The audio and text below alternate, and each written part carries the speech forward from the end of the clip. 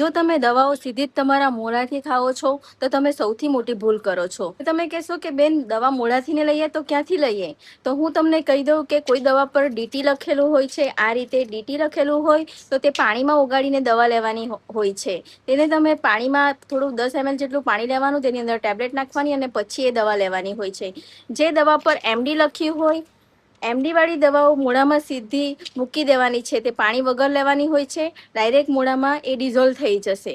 જ્યારે કોઈક દવા પર એસએલ લખેલું હોય તો એ કહેવાય છે સબલિંગ્યુઅલ દવા, એટલે કે તે દવાને આ જીભની નીચેથી મૂકીને લેવાની હોય છે. એમાં પણ તમારે પાણી પીવાનું હોતું નથી.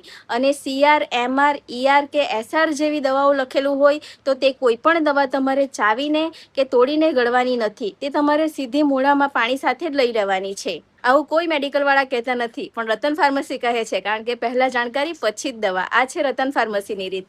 અને આ વિડીયોને વધુમાં વધુ ફેમિલી ગ્રુપ સાથે જરૂરથી શેર કરજો.